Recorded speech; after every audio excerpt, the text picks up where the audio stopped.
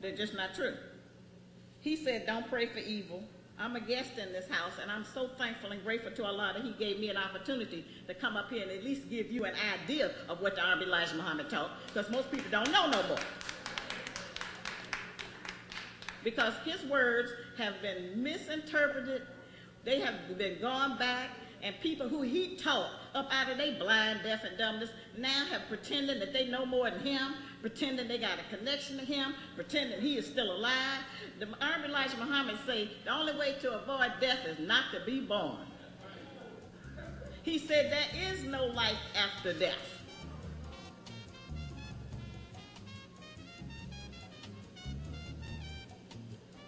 He said he promised you only to deceive. He even deceived his own brother. White men steal from other white people. So you know we have no value to him. The message say you have to do something for yourself. That's hard to do because we've been trained by people who want us totally dependent upon them for everything.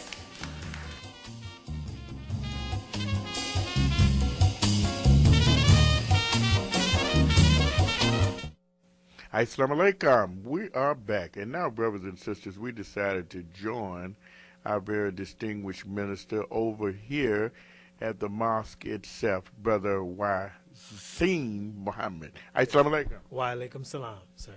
Thank you for allowing us to come into your humble house at this time of night, as they say, but it shows that we just finished listening to a lecture.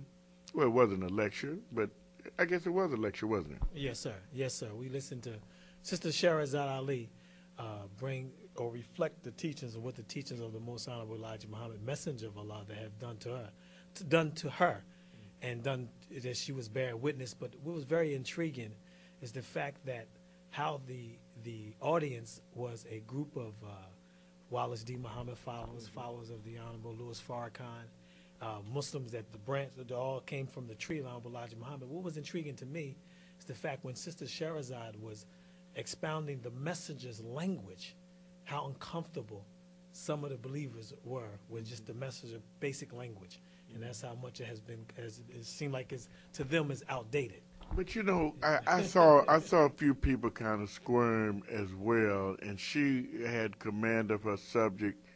But I thought that to have that event, and people were very respectful, they did listen, but you saw a little discomfort there. But she was reminding them of what had been said, and they were not the authors of anything themselves. Well, that was in fact, indeed, Brother Munir, the messenger's language.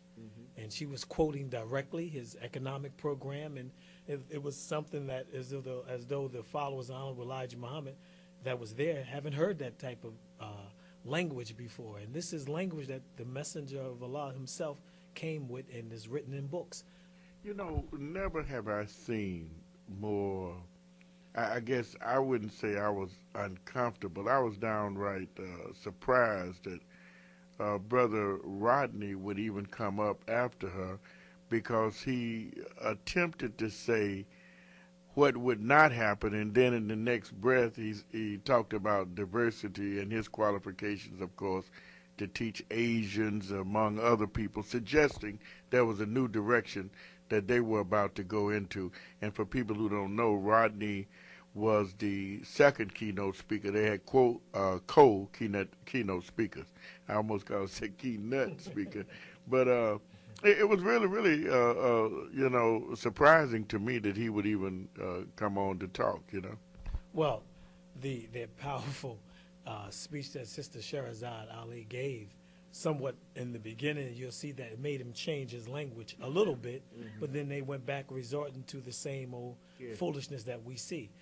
Here in the Delaware Valley, Minister Rodney has been a minister in Philadelphia for 18 years. He came in 2000 when we first opened up the temple, and before we closed it down. And the brother has been there 18 years.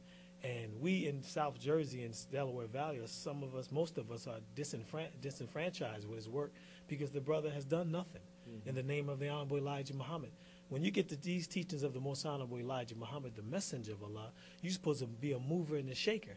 And what have we accomplished in 18 years that the brother has been the minister in Philadelphia? We have accomplished very, very little.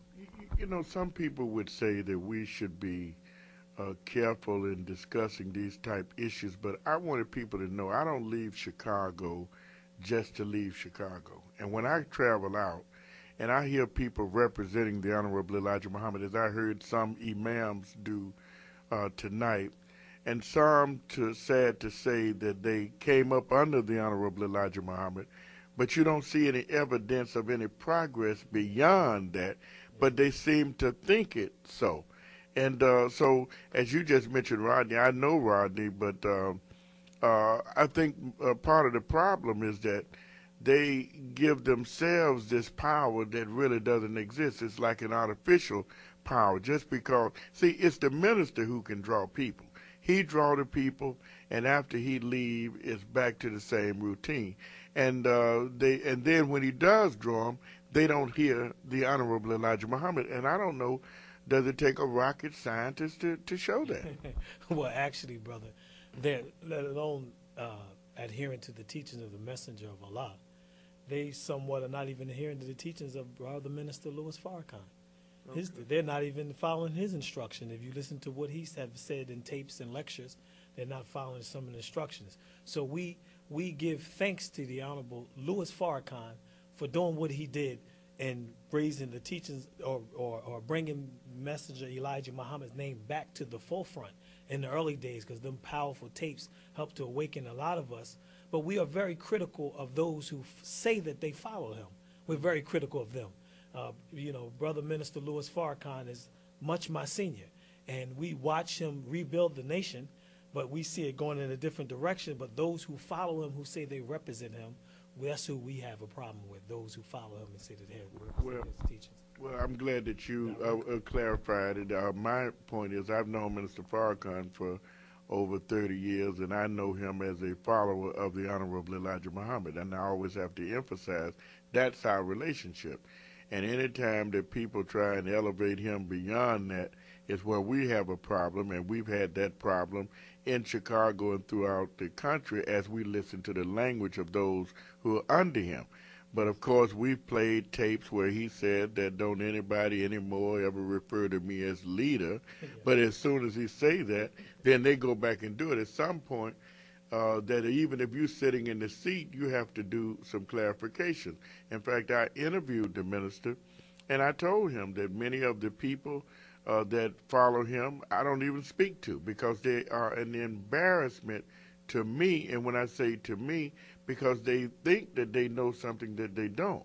And when they don't even acknowledge the Honorable Elijah Muhammad, how are you going to have a legal counselor, an attorney for the Nation of Islam, that doesn't know anything about the Honorable Elijah Muhammad? So I become critical, and people don't think that I should be critical, but I can't help it, because we are, and I want to emphatically state this, we're the archives.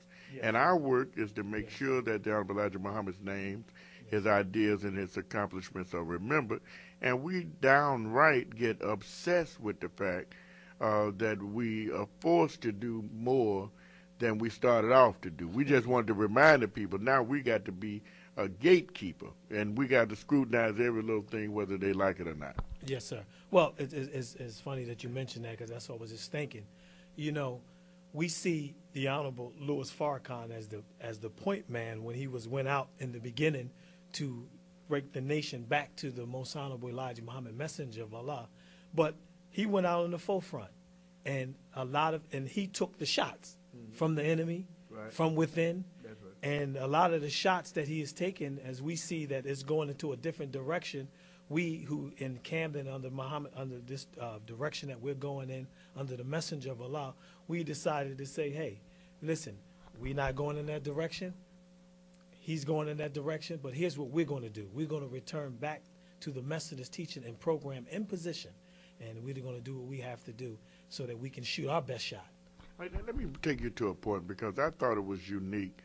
This brother Stanley, who was one of the sponsors of this event, and we had a chance, in fact, he preceded you in this interview, and I questioned him a bit, because I just thought it was unique. He told me that he saw the work of the Honorable Elijah Muhammad, but he didn't follow him. He ended up following his son. And I want to really press you in this area. I found it difficult to believe that someone could feel that way about